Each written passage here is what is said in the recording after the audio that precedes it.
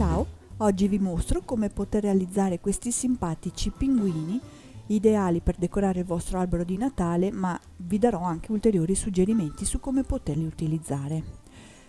Questi due pinguini sono realizzati su un uovo di legno, misura 4 cm x 6. Sempre utilizzando i cartamodelli di Craft Online che trovate nel sito www.craftonline.it sotto la foto dei progetti, oppure nel link qui sotto potrete scaricarlo gratuitamente. Il primo passaggio da fare è quello di ritagliare la parte centrale, cioè il corpo praticamente, dal cartamodello del pinguino, appoggiarlo sull'uovo di legno e tracciare con una matita tutti i contorni. Non è semplicissimo fare questo passaggio, perciò dovrete fare una traccia di quella che è la parte centrale del pinguino. Poi dopo leverete il pezzettino di carta usato come cartamodello e ripasserete un pochino meglio, definendo meglio i contorni. L'interno, io l'ho già preparato perché è una questione di dipintura e quindi serve a aspettare i tempi di asciugatura. L'interno viene dipinto di bianco con acrilico bianco e dovrete ripassarlo anche più di una volta, però si asciuga rapidamente, quindi ci vuole poco tempo. Tutto l'esterno dell'uovo lo dipingete con acrilico nero. Queste uova che ho trovato hanno anche un foro sotto, quindi vado anche bene ad infilare un bastoncino per poterlo tenere fermo nel momento in cui lo lavoro. Dopo aver tracciato i corpicini e lasciando l'uovo ad asciugare, potete disegnare il becco che trovate sempre nel cartamodello su un pezzo di panolenci messo doppio in doppio. Lo disegnate e ritagliate l'intero disegno. Poi, nel mio caso, ho fatto un punto festone tutto attorno al becco, fino ad arrivare, una parte naturalmente l'ho già cominciata, fino a tornare all'inizio. Prima di chiudere il becco procedo ad imbottirlo leggermente con un pochino di imbottitura, così gli do un po' di volume. Magari mi aiuto con uno stecco, con una stecchetta di legno o con la punta delle forbici.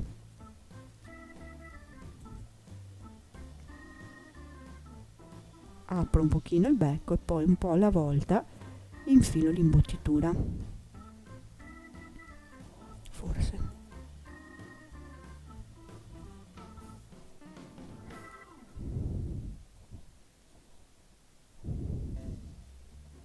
Ok.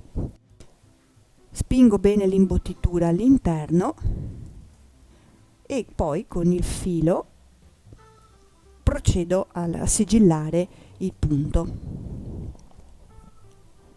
Adesso mi si è sfilato l'ago, ecco qua. Procedo a sigillare il becchetto, il punto. L'intero disegno naturalmente lo faccio con una penna cancellabile, ma in ogni caso la parte disegnata la infilo sotto, la metto per sotto, quindi non si vedrà.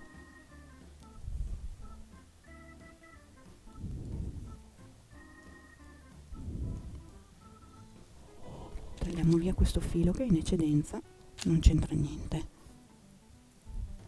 Ok, e taglio. Piego un pochettino il becchetto, gli do un pochino di forma. Con della colla a caldo la passo solo sulla parte centrale e tenendolo piegato lo vado ad incollare nella parte dove si formano questi due angoli del muso. Ecco qua. Poi procedo con gli occhi,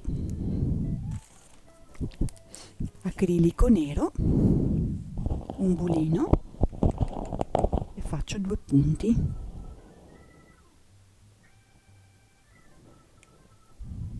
E lascio asciugare. Mentre aspetto che si asciughino, preparo il cappello. Allora, nel cartamodello troverete due forme diverse di cappelli, uno fatto così e uno con le due puntine. Io per il pinguino questa volta ho preparato questo tipo qui, però questo va bene uguale, così vi ho dato due possibilità diverse. Andrà cucito solo fino a dove è segnato, e anche il cartamodello ha questi segni qua, in modo da dargli un po' di lasco per poterlo inserire più facilmente.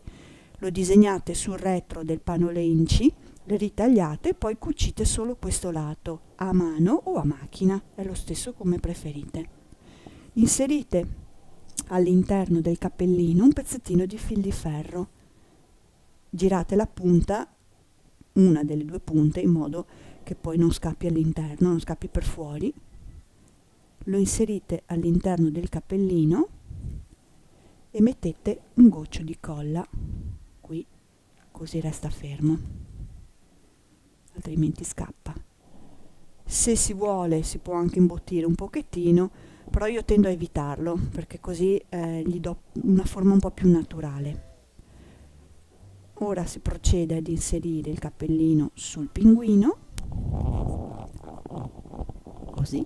Alzo uno dei due lembi, metto un goccino di colla da una parte e lo abbasso abbastanza in alto, che così restano aperte queste punte che a me piacciono sempre molto. Naturalmente il segno della penna poi viene cancellato col calore, io ci passerò il ferro da stiro oppure addirittura il phon e i segni vanno via.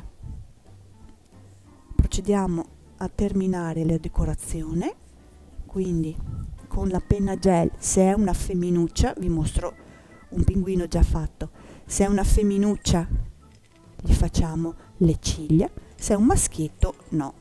Se avete abbastanza margine, il cappello non è entrato completamente ma solo un po', avete anche il margine per fare le sopracciglia con un liner, con un pennello fino fino e del bianco, e poi naturalmente ci fate i puntini luce e i puntini bianchi al centro per dare un po' l'espressione al nostro pinguino.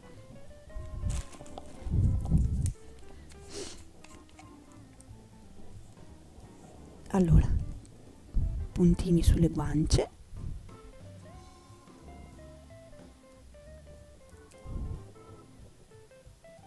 ok, e i puntini bianchi sugli occhietti.